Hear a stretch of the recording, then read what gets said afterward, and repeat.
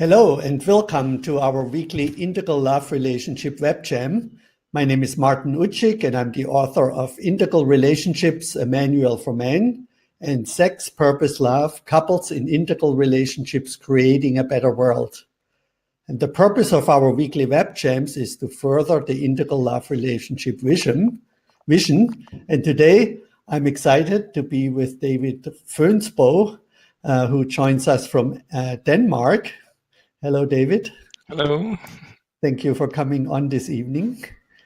And David, I think, read my book and then saw the Compatibility Matrix in there. And he created a website with an interactive Compatibility Matrix, which I'm really very excited about and a little proud that you took that idea further. And if you join us live right now, we invite you to participate by typing in your name and where you join us from and your questions and comments at the bottom right of your screen. And if you are single and looking for a partner, you may also share your integralsingles.com screen name or your Facebook profile name. We also encourage you to join our conversation live if you feel so inclined. And you can do that by clicking on the hand symbol at the top right of your screen.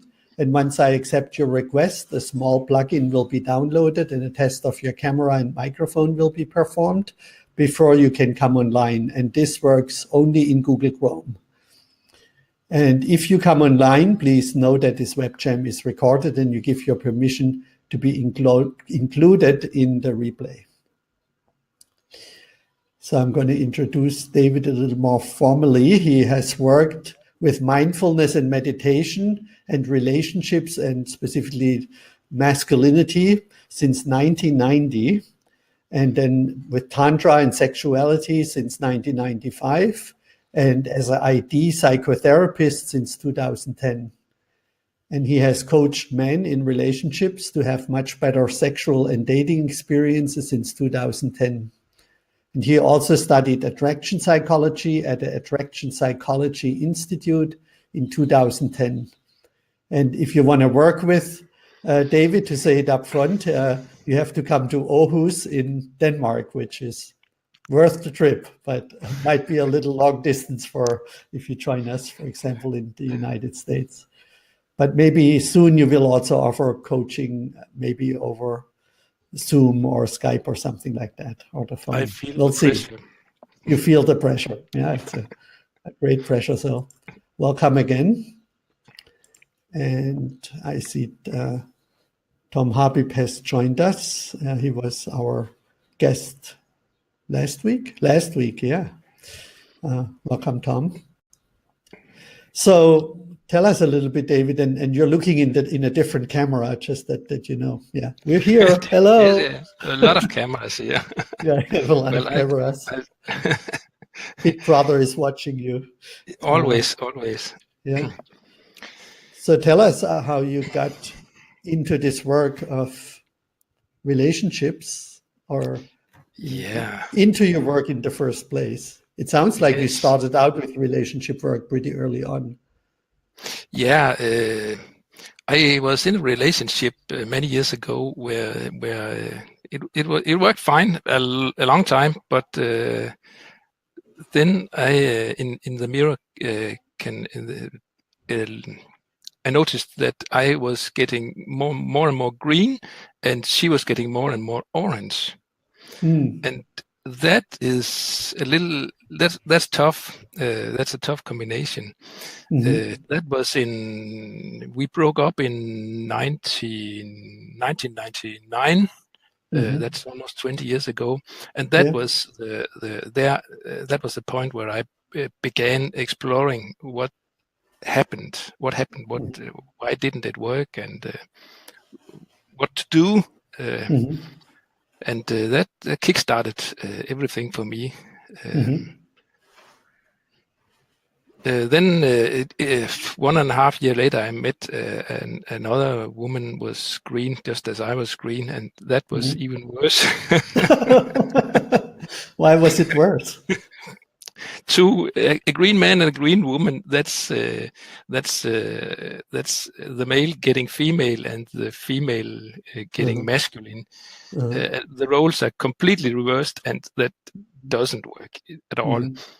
That's what you experienced. Yeah, it really demands some development if and some consciousness if you want to make it work. But yes.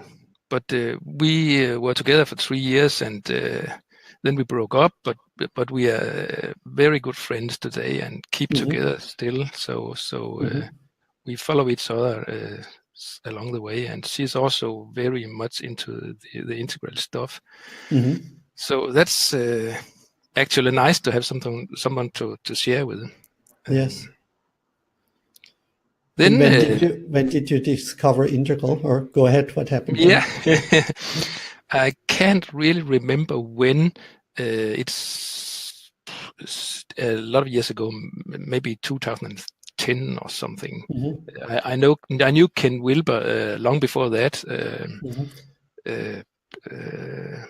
My latest ex was very much into Ken Wilber, so that was kind of an introduction to Ken Wilber in 2001. So I accidentally I use a lot of time on the net and searching information, and at some point I found your book, some chapters from your book at Google Books. And when I read it, I knew I had to buy that book. Well, I didn't buy it because a few months later, my latest ex actually bought it for me. Oh, okay. So I got it from her, and I read it very fast, and not only once. I use it to just to catch up stuff, and I can't remember everything, so it's kind of a Bible and dictionary. Yeah. So and the thing that fascinated me most was actually the matrix, the compatibility matrix. Yes.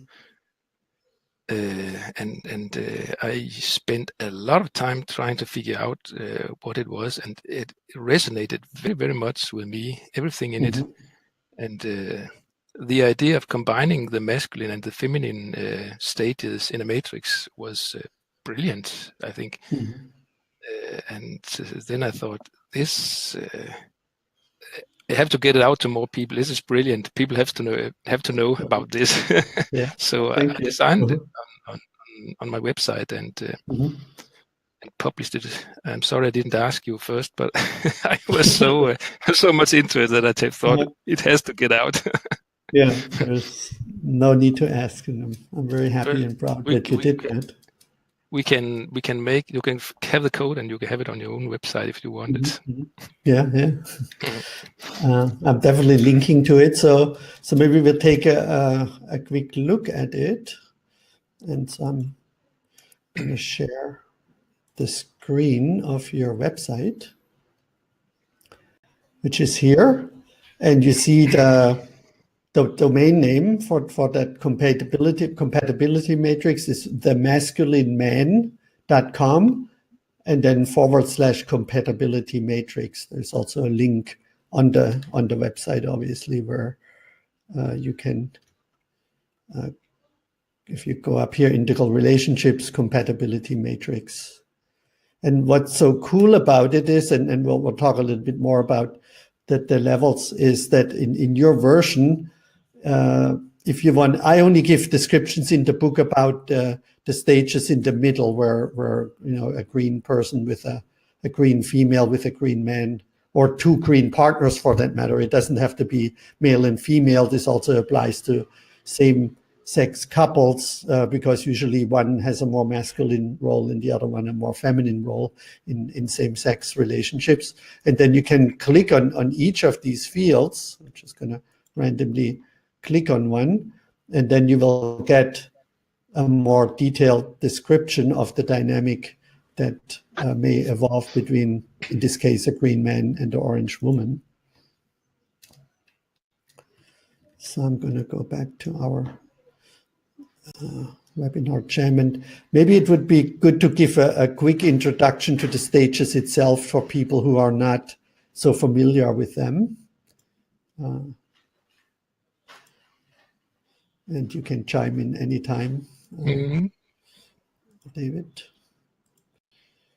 So here's the compatibility matrix, and we obviously see on the left side 7 stages of consciousness, and then on the horizontal side the 7 stages for male and female, and then we get all these correlating fields in the middle.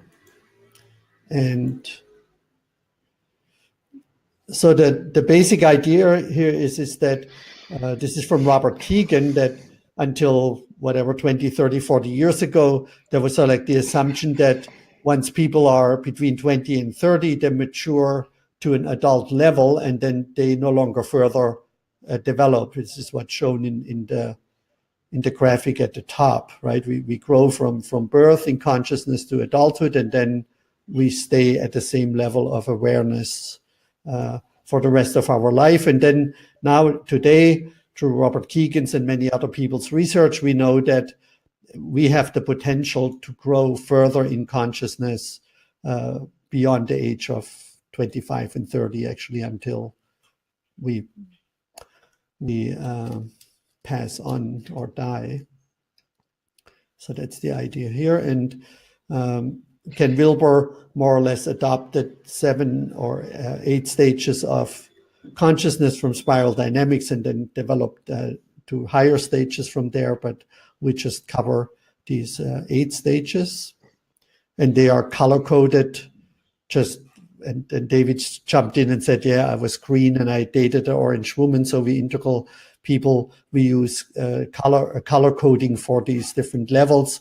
And sometimes, if people know spiral dynamics, amber is blue and teal is yellow in spiral dynamics. And down here, magenta is purple, and infrared, I forgot what it is in spiral dynamics. And so these stages, in a way, follow the development of humanity over the last 250,000 years, and also follow somewhat child development from birth to about 20 years old. So the infrared stage is the pure survival stage, dead or alive. So not many people live permanently in that first stage. The second stage is the Magenta Magic stage, where the question, the priority is, or the worldview is, am I safe or unsafe? And then we see here on the left that each stage has basic qualities and capacities, like in this case, the bonding with family, group, or tribe. So this is a capacity that we want to develop. And then each stage also has limited views, in this case, no individuality and false beliefs in magic. And then in my trainings and talks, I usually like to show movies as good as it gets. For example, here with Jack Nicholson, where he has all these magical beliefs about locking the door a few times and stepping over his loafers and not stepping on cracks in the street and stuff.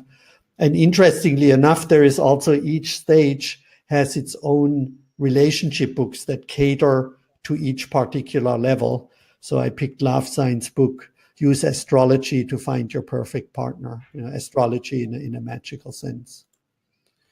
Then the next stage that emerges is the egocentric stage, which says good or bad for me, and it's power, independence, creativity, I want it all, I want it now, are the limited views. So I'm not going to read all this, but you can stop the video if you watched it on YouTube and see, read what the basic qualities and capacities that we try to include as we grow in a healthy way, and the limited views which we transcend. Then the next stage is the amber mythic stage, which is right or wrong thinking. It brings stability, order, purpose, rules, loyalty, hope, recognition, and rewards in the future if we behave according to higher rules and authorities in the present. And the limited views are mythic beliefs, only one right way of thinking, and marginalizing people who are not conforming to that right or wrong way of thinking. Then out of that stage emerges what we call the orange stage of rational modern worldview, win or lose, and we see representatives, starting with Kepler and Copernicus and Newton in the 15 and 1600s, movies that look at relationships from a somewhat rational perspective, and we get psychotherapy and analyzing hormones, love hormones, and things like that in relationships. So it's all about objectivity, the good life, liberty, happiness, democracy, rationality, and it can be very calculating and cold and driven by status and success, and doesn't really allow feelings to emerge. And then we come to the green stage that David kind of jumped in at the beginning, which is the pluralistic worldview of sensitivity, and green rejects people who are indifferent to other people, to nature, to animals. So it's equality, sensitivity, compassion, non-judgmental, holistic caring, and so on and so forth. And that's the first stage that really celebrates the feminine and puts the feminine above the masculine. All previous stages basically have male gods and male role model and celebrate the male way of being. And of course, it creates patriarchy. And so the green level is the first one that rejects patriarchy and the masculine to an extent. And we will talk a little bit about the pre-trans fallacy, which is part of the limited view, which has, I think, a big effect on relationships, which we will see in the compatibility matrix. And then there is this line between first tier and second tier. And in first tier, the defining criteria is that people who are at these particular levels or operate mainly from these particular levels and see the world from these particular levels, they think that their way is the best way of living, seeing the world. Everybody should be that way. As Gandhi, I think, said, be the change you want to see. So, if people are green, they behave in a green way and they hope that everybody becomes green. Orange thinks that everybody should become orange. Amber/blue thinks everybody should be mythic, and so on and so forth. And that, of course, creates conflicts in society and also conflicts in relationships. That's like a core part of the integral relationship model that David so fully then expanded on. And so the next level, the integral Teal level, is the first one that sees all these previous stages and can support the healthy growth of others through these stages, and also itself adopting these stages when integral people communicate with people at previous levels. But green is often frustrated with green because that's a stage that integral just left, and we usually despise the stage most that we just transcended and grew out of, and can also be overly analytical and arrogant. And sometimes there is a lack of embodiment of these previous stages. And as I show here in the top right, we often see integral people living in their bubble with their 4 quadrants, looking at the world from an integral perspective, but feel somewhat removed from it, not really engaged with the world and the becoming of the world. And so that's where the turquoise level comes in, where we really start to embody all these previous levels and not only look at them and deeply fully get in touch with our transcendental purpose, as I call it, and contributing to the evolution of people at all levels and have a deep embodiment. So I'll stop the slide presentation for a moment and let's go back to I want you to say now a little bit more about the crucial fields in the matrix, and it's probably best if I turn the screen on again. And then I can also click on the fields as you talk about them. You said the crucial fields. Well, I mean, we have some, like here, caretaker dependent, right? We don't need to click on each of them. No. I think the most interesting are so like the typical pairings, right? Yeah. Maybe we start with the middle fields. Yeah. So there is probably almost no people who are in a relationship, in a healthy relationship, who are in a clear infrared survival bond situation. How do you see that, David? Probably you're right. I think that would be people on a mental institution or something like that. Yeah. I don't think I ever met any couple that is or at this level. I don't think so. Yeah. But historically, obviously, there was sex and there was survival, hunter-gatherers and so on and so forth. Yeah. And then here we also have survival bond in the magenta level. Yes. Let's see, able to create relationship to cover basic needs, pure survival. Yeah, there's nothing much to say about it other than this. It's probably the same as on the infrared level. That I don't know anyone on that level today. So Tom Habib has a great theory. The psychologist, psychotherapist who was on the call last week. So if you watch this, you may want to revisit that. And very often couples, when they fall in love, they regress potentially even to that magical survival bond where we only want to cling to each other.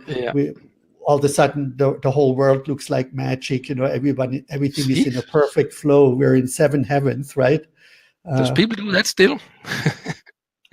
Absolutely, yeah. And it's a wonderful state. But if we confuse it, and this is where Tom points to, if we confuse that with a very highly evolved turquoise, transpersonal stage, like in the top right, then of course we will have a rude awakening once the love hormones wear off, and the difference and we return basically to our normal stage of development. And then if people are at different levels, then we get these but that's other almost problems that you show here.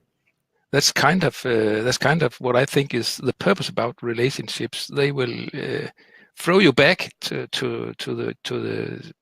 the things you have missed in your when you were a child, for example, and show you, here's something for you to work with, work on, do something about it.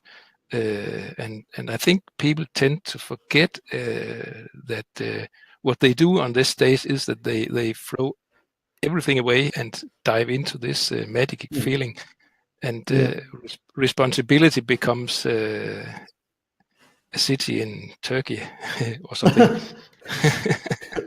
In Russia. In Russia, yeah. It's I think it's evolution's way of saying to us, here's something, wake up, this is for you, take it in, look at it. Yes. So we certainly can enjoy the love hormones and all the excitement of a magical new love relationship, but also be aware, be the witness of what's going on, and notice, how finally somebody loves us, but old childhood wounds may also get triggered in that in that positive stage, as well as negative, because we're very raw and very open, and then have techniques and structures and possibly help in place when to deal with these problems if and when they emerge, and then of course get help from people like you or other professional therapists and coaches. Okay, turn my screen back on. I love this feature, and I go back to, here it is. So the next one, we have codependence, marriage, divorce cycle. And these are my descriptions, right? You yes, more or less yes. adopted I these. just copied them. This is the perfect half man, half woman relationship. They need each other and are very codependent. He is an alpha male and she is a beta female. So say a little bit more from your experience about this. Well, it's I don't think it's a relationship that would work today, but back in the old days, I don't know, maybe 1900 or so, maybe earlier. That acts, I think that somehow worked because the man and the woman completed each other and were dependent on each other in order to survive simply. Their chances of survival increased a lot if they could agree on that roles in the relationship at that time. Of course, it's something we also get thrown back to in our relationships today. We kind of have it all in us still. So, and when do you think that red energy emerges specifically in relationships in healthy ways and in unhealthy ways? Well, for men, it can be a rather dominant energy, and I think we find it a lot in gangs, street gangs, and that kind of environments. Some kind of unconscious patriarchic leadership. I'm the boss, and if you challenge me, I put a bullet in your head or something. Yeah. And that stage can, of course, be very attractive. I mean, I know specifically green women, and we will talk a little bit later about that, often seem to be attracted to red men because they have a lot of masculinity, they have a lot of sexual energy.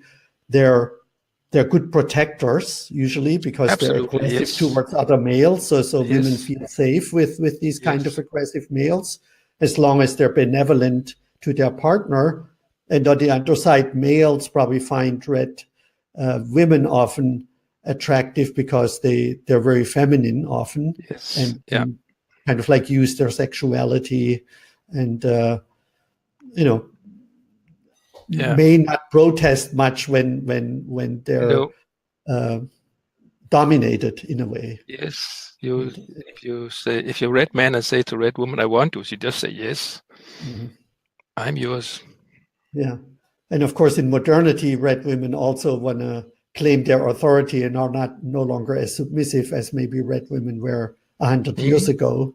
And specifically then, of course, women had more of the authority in the domestic sphere, and men had the power and the responsibilities and the authority in the public sphere. And so there wasn't much overlap. But now with women also having rights and responsibilities in the public sphere, this whole gender role divide no longer works that way. And of course, women no longer need protectors in the way like they needed them thousands and 10,000 years ago in the modern world. So that has shifted. Very much, yeah. But regression to that stage, and we need to be very aware of that, is always possible, even if you're at an integral or higher level. It is, on any level. And often in sexuality, I think, and you're an expert there as well, red energy can show up in very healthy ways, right, to create polarity and sexual attraction, but it can also lead to abuse. And 50 Shades of Grey maybe be sort of like a book that plays a lot with that energy that a lot of men and women may miss at higher stages of development, where sexuality often becomes more egalitarian and more, in some cases, non-existent because of the lack of polarity or the reversal of polarity. Yeah. Okay, then we have Amber. I wrote co-creation, opposites, not equals. So this is the classical marriage. It is, yeah. it's our grandparents, kind of. If we look back to our grandparents' marriages. Yeah. Or in my case, at my age, my parents. Yeah. Yeah. Also, the contract had to be in place. You're the woman, you do all the women things, and I'm the man, and I do all the manly things. The man things, yes. Yeah. And as long as we agree about that, everything's okay. Yes. That provides some kind of security and stability in the relationship. Yeah. It's the classical marriage. Yeah. And of course also shifts now a little bit with women entering the public sphere, but often marry up to men who are much higher in status and in income, and often in a supportive role. So when the man has to move for a better job or children come, the traditional gender roles get reestablished. Yeah. So that's a clear stage there. And then I'll toggle back and forth between sharing the screen. Then we come to the orange stage, and here I wrote independence, and we move to equals. So this is often that couples see themselves, men and women, as equal, but they're no longer opposite. So often there is a lack of feminine, masculine, opposite attraction and polarity. So what is your experience of orange? Orange is if you're orange man and an amber woman, it's pretty much okay. But if you are an orange man and an orange woman, it can if you're not conscious, it will possibly create a ton of conflicts because it's kind of being two men in the relationship. Yeah. So you were saying, I think you misspoke. You said if it's an amber man and an orange woman, that creates conflict. But if it's an orange man with an amber woman, which my parents kind of had that kind of relationship, that would work. That can work. Yes, as long as the man doesn't, as long as they don't try to impose their different worldviews on each other. Yes, exactly. And my parents did that. My mom is deeply religious and conservative in a way, and my father respected that.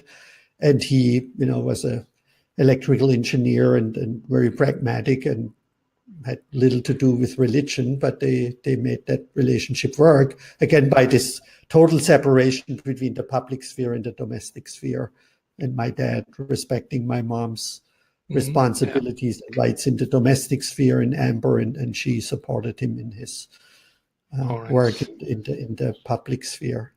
But if it's the other way around, it can be problematic. Very, it can. And then we get the interesting green stage with the feminine masculine role reversal. And let's briefly look at that, and I'll pull up another slide then. I think that's the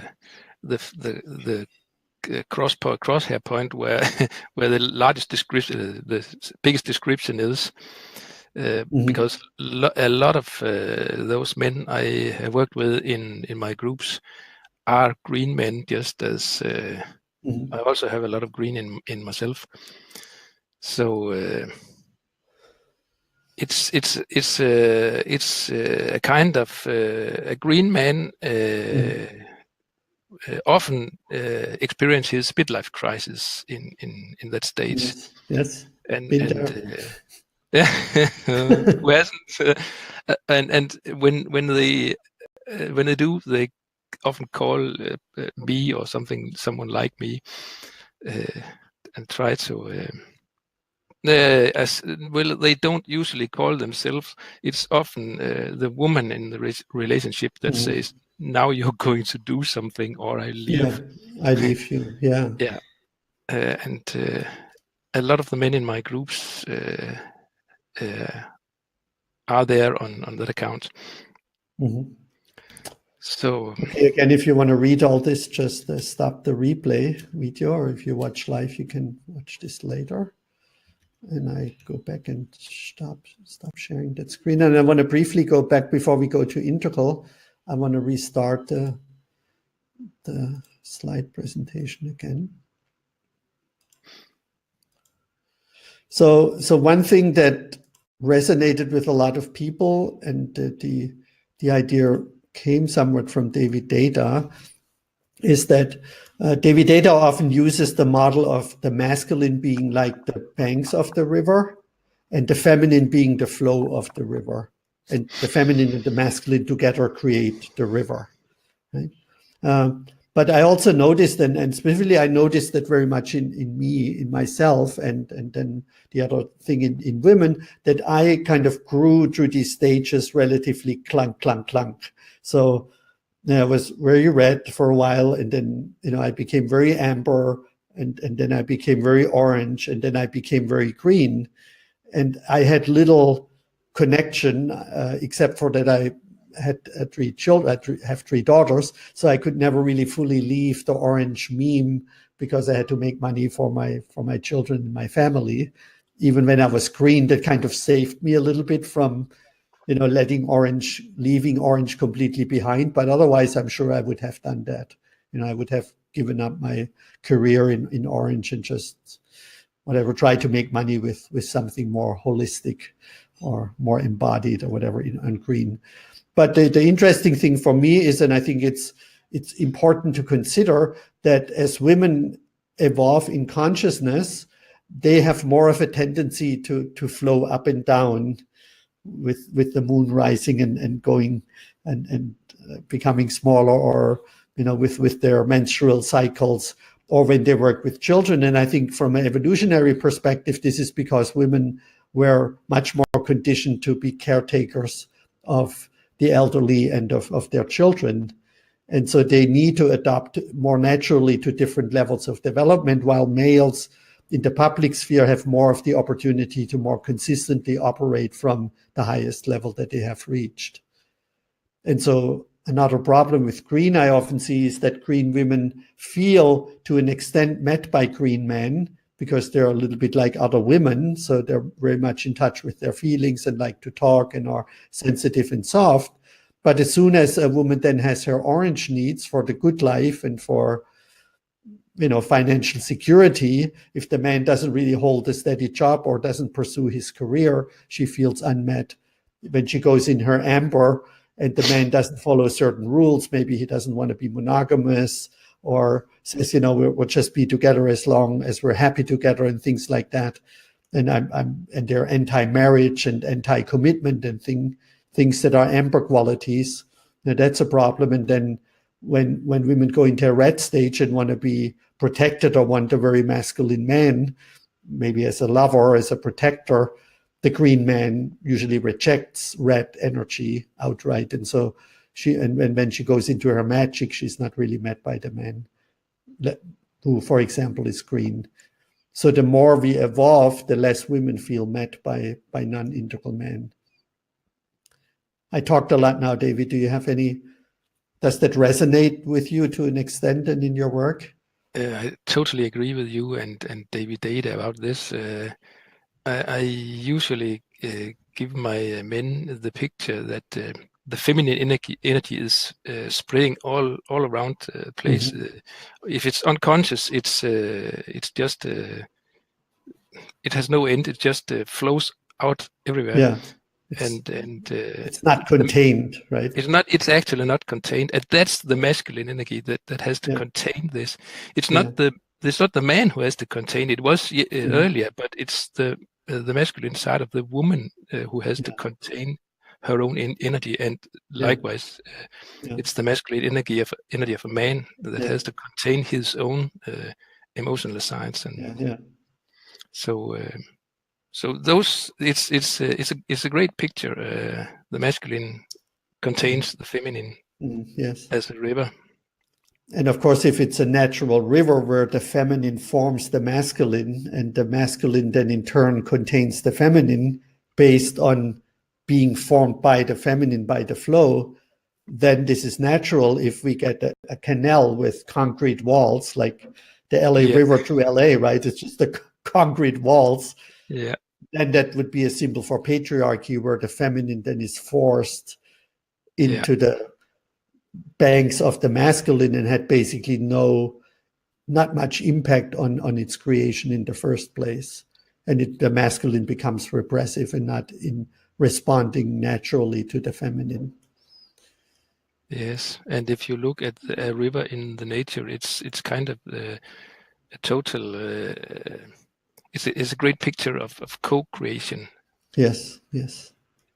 And so what David was referring to, I show here in this, what I call the personality matrix. On the left side, again, we have the 8 levels or stages of consciousness. And then we start out at birth somewhat undifferentiated, and then partly through nature and partly through nurture, to social and cultural conditioning, women have a tendency up to the 4th mythic level to be in their feminine energy, and men in the masculine energy. And then in the orange, females swing over to their masculine side. So we see this cross point there at the end of the orange stage 5. And then what David referred to a few times now is males swing over to their feminine side, and females often embody more of their masculine side. It's like feminine power movement and the end of patriarchy, and women will solve the world, and we have to repress or get rid of the masculine and the male dominance. But in itself, they need to activate masculine energy. And so it becomes somewhat of a paradox and a conflict often. Yeah. And then as we move on, then males and females, people often get a little confused what I mean with this. Kind of looks like hairs up there standing up. What I mean is, in Teal and transpersonal, males and females can embody healthy feminine and masculine polarities and energies. And I think it's a brilliant trick from the evolution that this gender role shift happens, because the only way for a man to learn how it is to be a woman is actually to try it himself, and vice versa for the woman. If she should learn how it is to be a man, she has to try it for herself. So I think it's a brilliant trick from evolution that it kind of changes the polarity. And we can actually feel each other and come out on the other side on Teal, and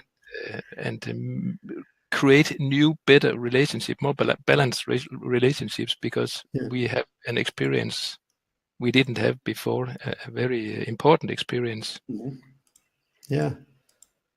And it's just like, I'm still so totally fascinated that this all just emerged almost in my lifetime, right? I mean, I'm 60 years old now, and I grew up in this kind of magic, egocentric, mythic village. There was hardly any orange. And then, as I got older and got more involved with my father's work, so like I got exposed to the orange world. And then when I moved to Northern California, I was thrown into this green New Age world, when I discovered Eckhart Tolle in 2000. So I really feel I lived in all these different worlds, right? If you're born in New York, you are thrown into a modern culture, and you probably only know from a first-hand experience, or Copenhagen for that matter, right? You don't have a first-hand experience of a mythic magic village like where I grew up. There wasn't even a paved road to that village when I was a child. This is how remote that village was. So that deeply impacted me. And then we go into, just backtrack a little bit. We already covered these, the Teal and the transpersonal stage. Sorry, I forgot about that. So let's turn on the screen again, and I'll share your website again. And we go back to the compatibility matrix. And now we see here Teal with Teal, co-creation, opposite and equal. So now say a little bit more about that, David. And now we are beginning to find relationships that actually works, not necessarily the entire life, but they work as long as they work, and they give meaning as long as we want them to, and we start to end them in more ethical ways than earlier blaming ways. So there's hope for more consciousness in those upper levels. I think the only relationships that really works are the 4 upper quadrants in the matrix. In the matrix. Yes, the rest is problematic. It's very problematic. Yeah. So before we move on, I want to briefly return to the green and red stage, and actually I forgot something. Start the slide presentation again.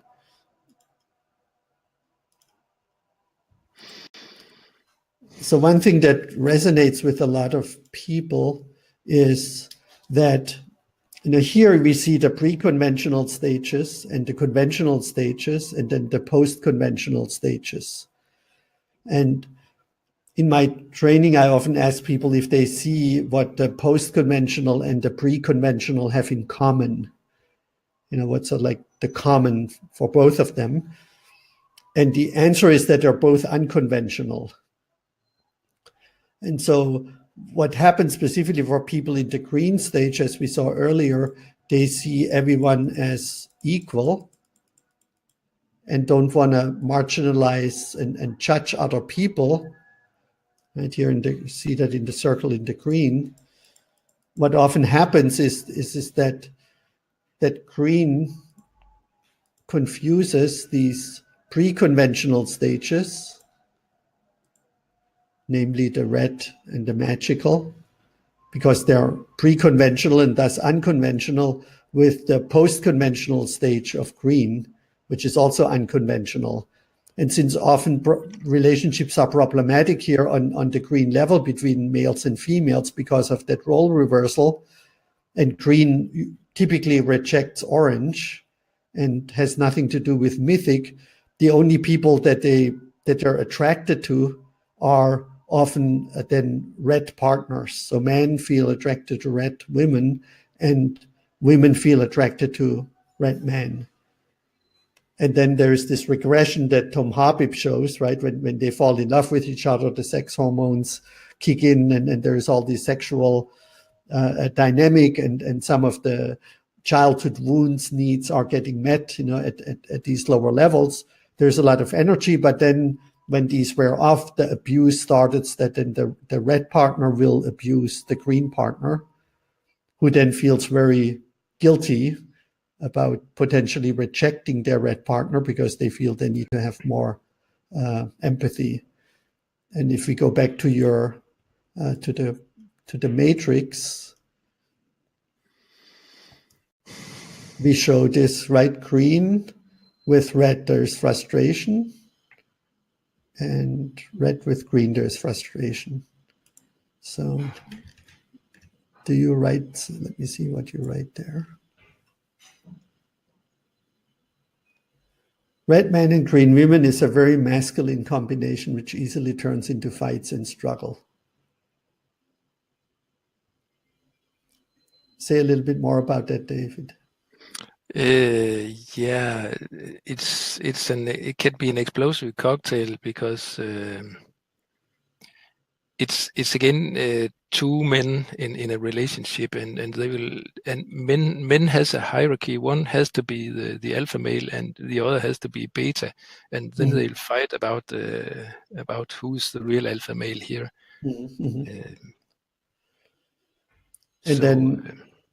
And then if one of these alpha males is with a green woman who also wants to establish her feminine power, yes, but still has this need to be protected and wants the sexual polarity, how do these relationships then unfold? Well, in your experience? Problematic, usual, but I haven't met a lot of them. I must say, I have met green women with also green men who has a lot of red in them, and that actually sometimes works. It's not perfect, and they have their fights once in a while, but they can also it can also work sometimes. Does it look like it looks like it can? Yeah. But it's far from perfect. Well, what is? Yeah. Okay, so let's take a look at this last one, and then we can go to some of the mismatches, so to speak. Only few people are in turquoise. Very few. Very few, yeah. Yeah. Yeah, I think it's possible to count them. Yeah. I don't know. I haven't tried, but yes, it's very few. It's so few people that well, I actually want to brag, not about myself. I think I know a few who are there, but what I have written about the Turkish men and women are not my experiences. It's from them. So it's taken from their lives and their relationships. And I wrote interbeing here, and I probably will revise that a little bit and put interbecoming here for the turquoise stage. Yes. Because what my experience is that these couples often here share a purpose, or my new book, Sex, Purpose, Love.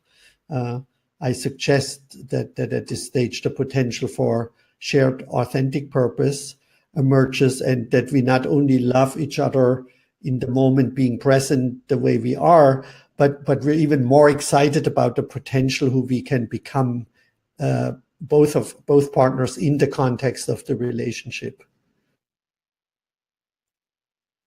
Yes.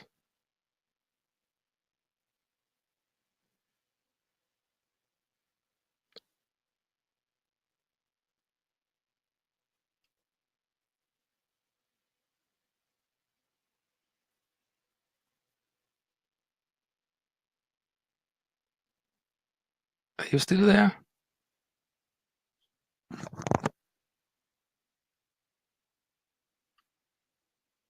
I think I lost connection.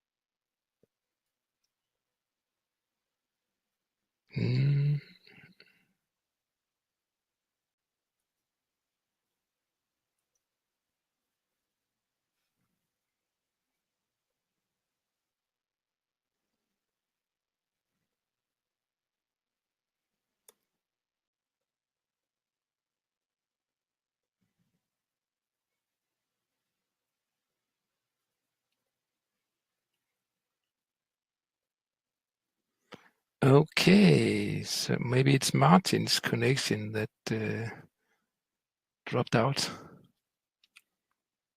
In that case, I think he will try to get back.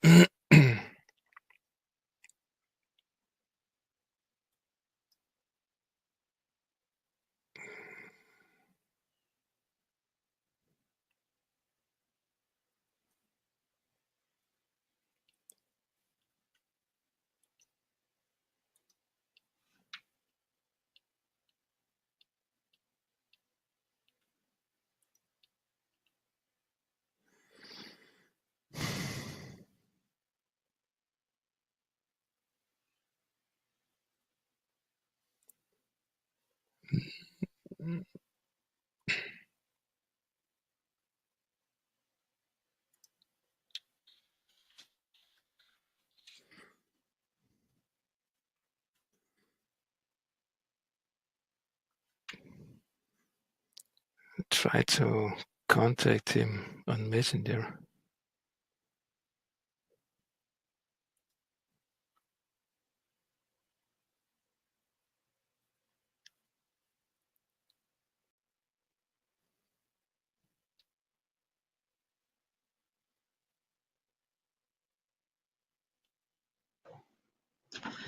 Hello, I'm back. All right. Welcome back. Literally my computer just died on me. Oh, they do. It just turned off and it doesn't turn back on. So I hope you entertained our viewers while I was away. Well, I at first I didn't really know what happened, so so no, I don't think I entertained them very well. Okay. Anyway, I'm back. You're fast back. And we had talked about the pre-trans fallacy, right, in relationships and in. Oh no, we were talking about turquoise relationships. Okay, just catching up. So we were talking about turquoise relationships. I'm on this computer. I don't have your the matrix open, so that's actually I can open it. So let me do that real quick. The masculine and compatibility matrix.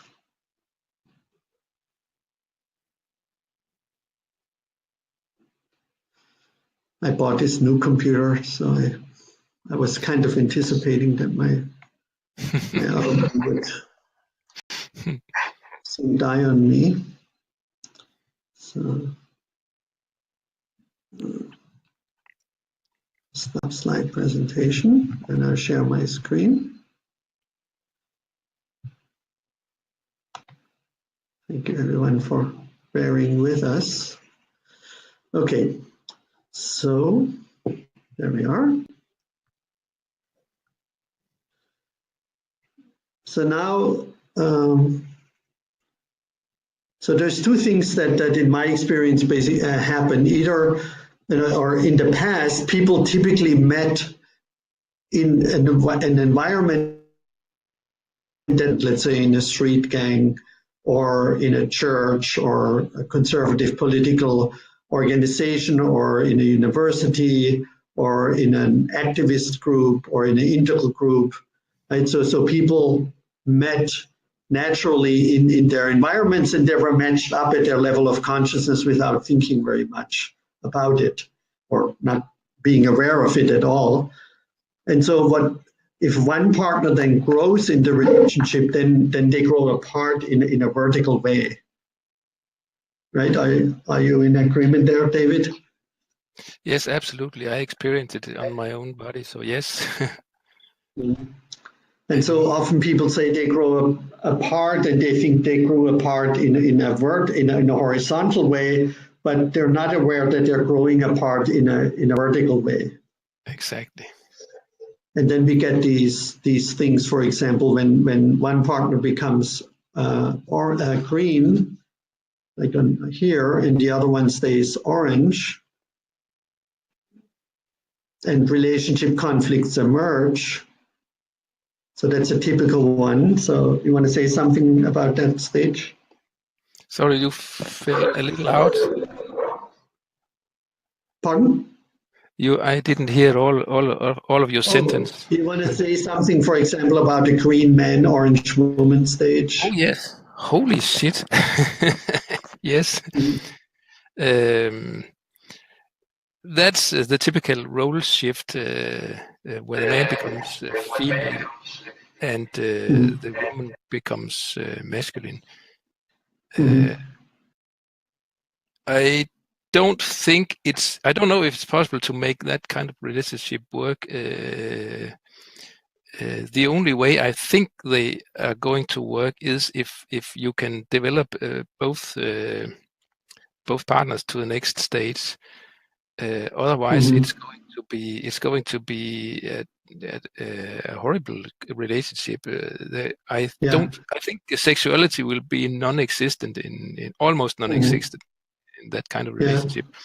There's nothing to turn each other on, it's almost a turn off.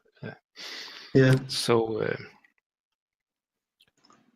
And then let's look at one of these. So when integral teal/yellow men date first-tier women, they often turn into like mentor, friendship, lovers relationships. That's my experience. Yeah. When I date green women and when I dated orange women. So just click on one of these. Yes. And I also found that can be functioning, but I was not willing to make a commitment unless a green woman, which in my case never happened, would have become integral. And I mainly found the teal-orange relationships actually relatively rewarding. Yeah. Because I could usually activate my masculine to be stronger than the orange's woman masculine. Exactly. Yes. Yeah. Yeah. You have to match her.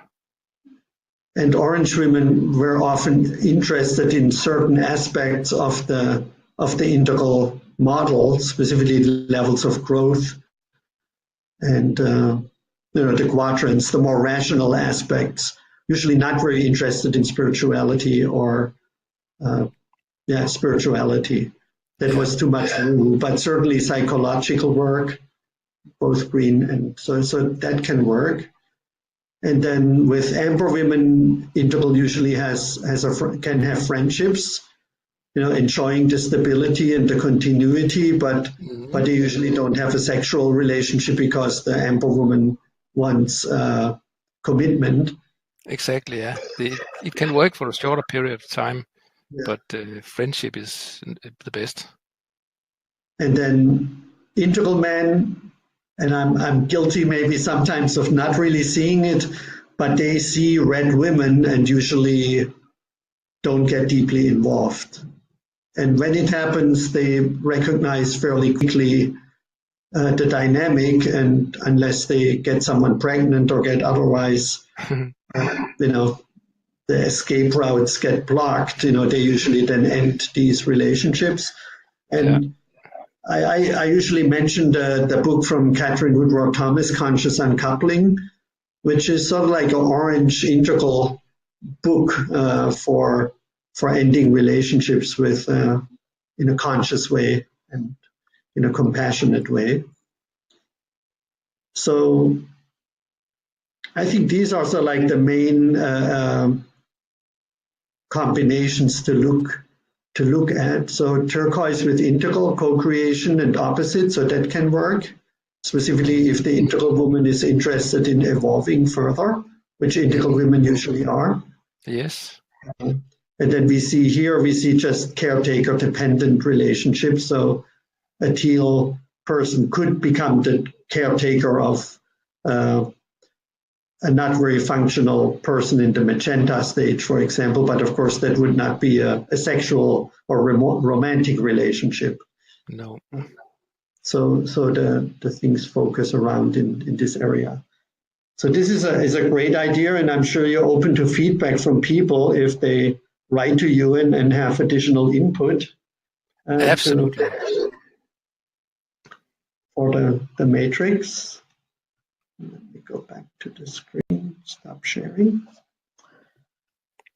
Okay, so there is more information in Integral Relationships, a manual for men, if you want to read up on that, and also a little bit about the other dynamics, but this matrix is a great tool to return to. And again, I also want to recommend Tom Habib's insights, because he has these 5 stages of love and has really a very good grasp on the pre-trans fallacy when we fall in love, that we regress potentially to these earlier stages. So what are your final words, David? My final word is that this has been interesting, and I would add that there's a link to the Danish version on the site also, if anyone Danish should be looking. So otherwise, And there's also, my book is also available in Danish. It's called Kvinder. Can you say the word? Right? Kvinder. Kvinder, yeah. Women. Kvinder, which means women. That's the title of the book in Danish. Yes. Okay. Well, thank you very much, David, for your work, not only on this matrix, but overall what you do in Denmark. And hopefully it will become accessible online. I'm sure there is some interest of people working with you. And everybody has your website, The Masculine Man, right? Yes, and there's a link to the Danish version of the site also, in general. Of the site as well. Okay, well, have a very nice evening. Yeah, thank you, and you too. Thank you for your time, and we'll stay in touch. Bye-bye. Bye, thank you. And everybody else, also a very great weekend, and we'll see you next Saturday. We have Jim Cruzen with his partner, another power couple from California that will share about leadership in relationships. So hopefully we'll see you again. Bye-bye.